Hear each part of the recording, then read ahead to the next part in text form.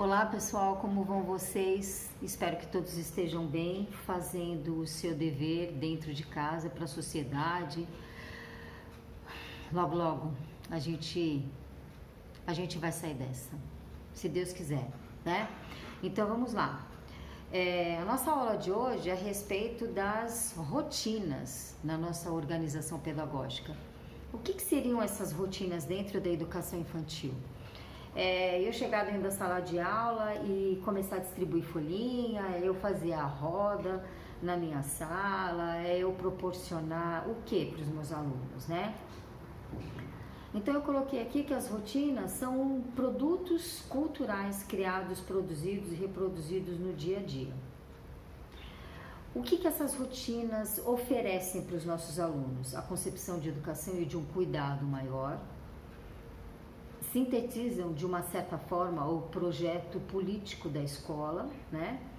E apresentam propostas de diferentes avaliações, cada uma dentro do seu contexto. E as rotinas são dispositivos, são espaços temporais. Ou seja, os famosos cantinhos, né? Aqueles que a gente constrói afetivamente, né, e que são elaborados e desenvolvidos para facilitar a construção do desenvolvimento de cada criança, principalmente para as nossas crianças. Hoje em dia as crianças são muito espertas, então elas precisam realmente desses cantinhos para poder valorizar todo aquele conhecimento que a gente oferece para eles, né, oportuniza a eles. E de que forma que eu vou querer esse feedback? Então hoje eu vou dar o cantinho, eu vou pedir, hoje nós vamos explorar o cantinho da leitura. O que eu quero com isso, né? Hoje eu vou explorar o cantinho das massinhas, que é para eu promover o que? A motricidade, né? A minha psicomotricidade. O que eu quero com tudo isso, né? Então essas rotinas servem para pontuar os nossos trabalhos, sendo extremamente benéficas, né, como ferramentas avaliativas, tá? Então eu coloco, eu sempre disponho para vocês muitos autores que falam sobre determinados temas. E um dos autores, ele fala pra gente assim, que nas escolas o dia é tão programado que impede as crianças de fazer o desabrochar e desenvolver suas competências. Não podem, então, desenvolver-se como seres sujeitos, que seriam o quê? O que a gente quer que eles sejam o quê? Os agentes do futuro. Então, quer dizer, que ele fala que o dia a dia da gente é tão programadinho, tão feito de não rotinas, mas tão estruturado de uma forma que ele não é maleável, que não dê pra gente construir e depois usar e usufruir esses cantinhos, né? Porque uma hora eu estou dando aula de letramento, outra hora as minhas crianças estão no balé, outra hora está no judô, daqui a pouco é o lanche, vixe Maria, educação física, educação artística, pum, acabou o dia, né? Então, a gente tem que se programar para que realmente essas rotinas saiam do papel e que elas sejam imediatamente ancoradas dentro das nossas práticas, tá? Um outro pensamento também é a grande flexibilidade do pensamento da criança e no seu constante desenvolvimento e desejo de explorar, requer que a organização desses conceitos e princípios de aprendizagem sejam feitas para ontem, não para hoje. A criatividade emerge das múltiplas experiências infantis, E quais são as suas vivências dessa experiência infantil, professor? Né? De que forma você vai avaliar isso? Se é correto, se você utilizou adequadamente esses espaços, se você não utilizou, né? Visto que a criança não é um dom, mas se desenvolve naturalmente para ter o quê? Liberdade, para explorar o quê? Situações com diversos parceiros. Então, isso nada mais é do que são as experiências, as vivências das crianças dentro de sala de aula. E isso tudo é proporcionado por você. Não se esqueça, tá bom? O que são as rotinas? O que é um cotidiano dentro de uma educação infantil? Quando a criança entra, põe o pezinho para fora do carro e entra para dentro da escola. Qual é a proposta da escola naquele momento? Qual é a minha proposta diária pedagógica para poder desenvolver esta ou aquela habilidade? Tá? É isso. As rotinas, elas são promovidas para isso. As rotinas fazem parte do nosso cotidiano, tá? Então é necessário diversificar, diferenciar a vida cotidiana em sua complexidade e na sua amplitude. Isto que as rotinas é uma forma de racionalização, ou seja, eu vou racionalizar a minha estratégia pedagógica. Hoje eu quero desenvolver nas crianças, eu quero ensiná-las conta de mais, né? Adição. Então eu posso formar cantinhos de várias adições, de várias formas. Eu posso trabalhar cantinhos com moedas, eu posso trabalhar cantinhos com lápis de cor, eu posso trabalhar cantinhos com massinha, fazer eles fazerem a massinha. Eu posso fazer esses cantinhos dentro do quê? Da minha rotina. O cotidiano é muito mais abrangente e refere-se a um espaço temporal fundamental na vida humana. E é isso mesmo, cotidiano. Se a gente tem um cotidiano ótimo, a gente vai voltar feliz para casa. Mas se a gente tiver um cotidiano maçante, a gente vai ficar cansado de ir para a escola e torcendo para chegar em casa, porque a minha casa vai ser mais legal que a escola. E não é isso que a gente quer, não é isso que a gente deseja, né?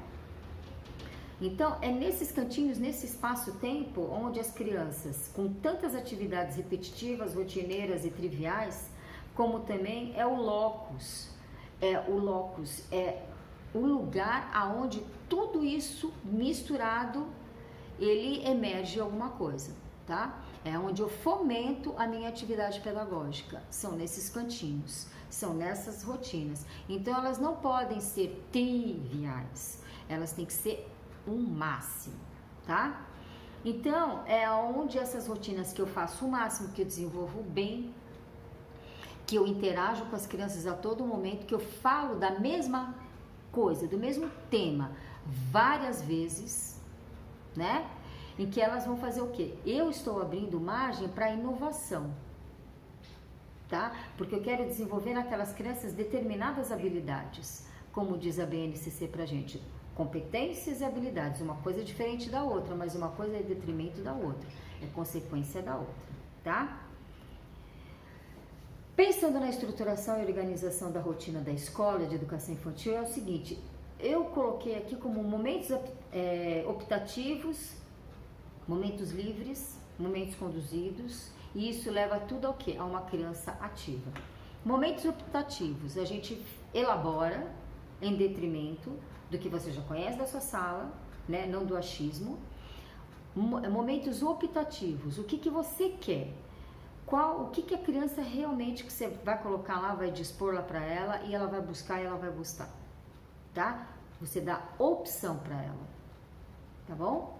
Um dia você escolhe, outro dia a criança escolhe, certo? Momentos livres, tem que ter momentos livres. Gente, pelo amor de Deus, não vamos fazer com que as crianças sejam assim, né? Bitoladas. Criança de educação infantil, criança. Até se você colocar um aluno do ensino médio para ir no parque brincar, ele vai amar de paixão. É algo que se perde ao longo do tempo em várias demandas que a criança e o adolescente tem que passar, outras estruturas, enfim. Que eles adoram brincar, eles vão adorar rever. Então você imagina uma criança que vai para a escola, ela entra às 7 horas da manhã e sai ao meio-dia, ou entra às 7 horas da manhã e sai às 7 horas da noite, ela não brinca, essa criança não brinca. É muito ruim, é péssimo, gente. Criança, põe isso na cabeça. Põe na cabeça. Criança precisa brincar.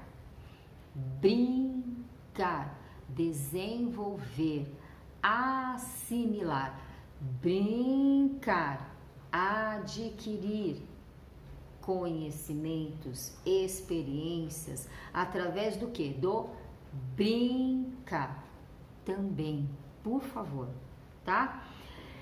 E essa liberdade, toda essa liberdade vai ser utilizada de uma forma rica, rica, rica no seu contexto escolar. Então eu coloco aqui, mesmo na hora da chegada, desde a chegada, o que a criança tem que, assim, nesses espaços, o que eu pretendo, desde quando ela chega, né? Não dentro da escola, mas dentro da nossa sala de aula, que é um momento, que é um lugar extremamente especial, planejado, elaborado, riquissimamente, com muito amor e carinho, para quem vem aprender com a gente, para quem está sob o nosso comando e a nossa orientação, a nossa responsabilidade de fazer com que isso aconteça da melhor forma possível é show, gente. Tem que funcionar, tá bom? Professor sentado não pode ficar. O professor ele tem que estar lá junto com as crianças, junto com os adolescentes, junto com o seu aluno, sempre, tá bom? Se o espaço tem a intencionalidade que as crianças e adultos transitem livremente, né? Tenham distintos materiais à exposição e principalmente um tempo que garanta a execução das suas próprias atividades. É lógico, você não vai dar um cantinho para o seu aluno e chegar e falar assim, 5 minutos, acabou. Não, gente, vamos lá, vamos ser assim, né, educadores.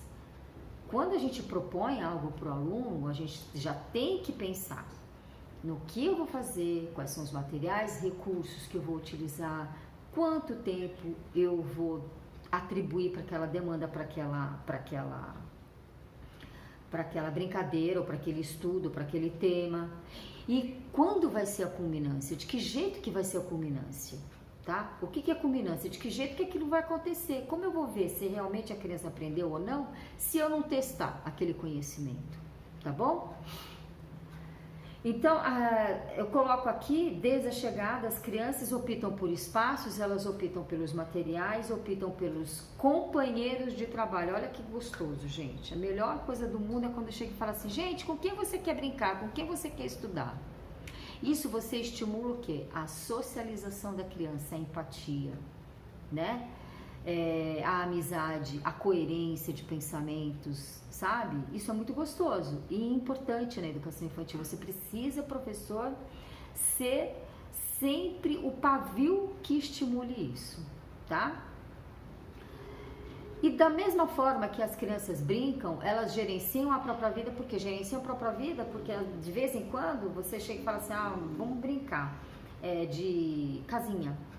Elas já sabem quem vai ser papai, quem vai ser mamãe, quem vai ser titia, quem vai ser nenê, de que forma que você vai trocar a criança, quando é que vai ser o café, quem é que vai cuidar das compras da casa, quem vai fazer a mesa, quem vai ajudar na cozinha, enfim. Eles se organizam de uma forma muito linda, muito mesmo, e é muito gratificante você ver tudo isso.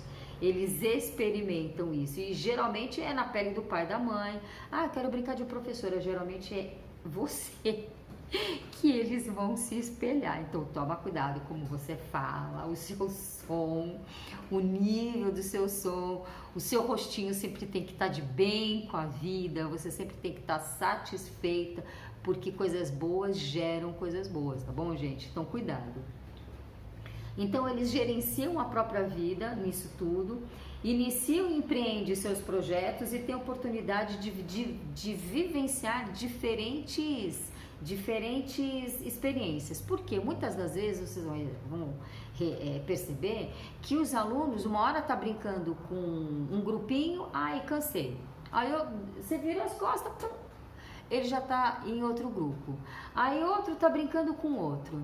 Brincadeiras distintas fomenta a imaginação da criança, ajuda a criança a compartilhar experiências, a imaginar coisas gostosas, a promover o bem-estar, entendeu? De repente, na casa de uma determinada criança, o dia não foi bom, a noite não foi boa, e de repente ela vem para dentro da escola brincar, gente, brincar.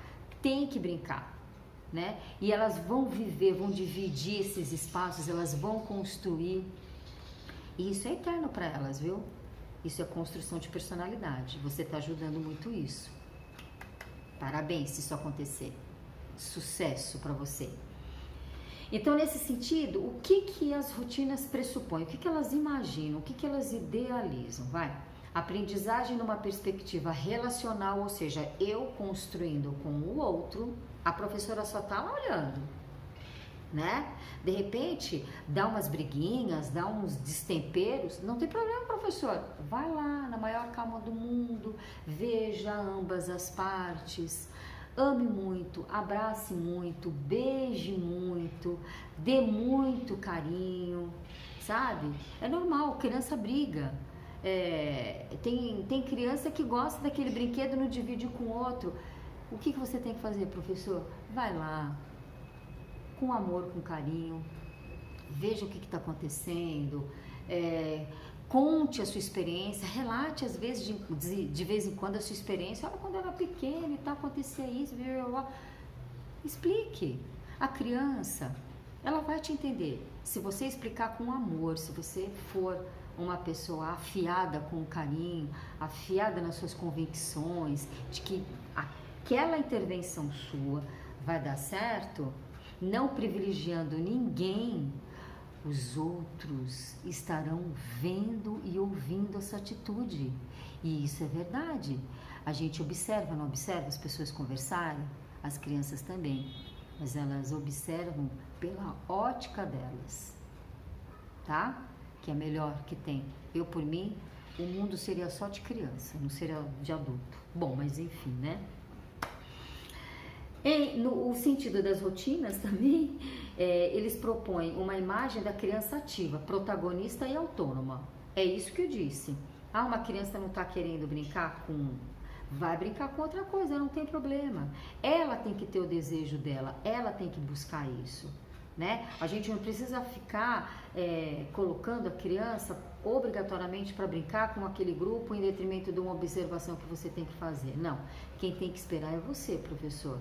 A criança, ela tem que agir, você espera, certo? E que favoreçam simultaneamente os sistemas perceptivos, motores, de comunicação, os cognitivos e os emocionais, que é tudo de bom. É um laboratório. Quando essas crianças estão nesses cantinhos, é um laboratório, vocês vão ver, tá bom? Estimule então o quê? Sempre a inter-relação com as outras crianças. Nunca o distanciamento, mas sempre, elas sempre perto, tá? Seja uma da outra, seja umas das outras e o grupo todo, tá? E o ambiente sempre que tem que ter um ambiente sempre enriquecedor, estimulante. Por isso que é legal e muito legal, fica a dica de que montar os cantinhos com as crianças é a melhor coisa do mundo. Elas te dão cada ideia fantástica, gente, que vocês ficam impressionados de ver. É simplesmente maravilhoso. E você vai aprender muito com eles. Sabe por quê? Porque a gente vive o universo infantil. Então, para que a gente caracterize cada vez mais esses espaços gostosésimos, é deles que a gente tem que ter sempre em mão.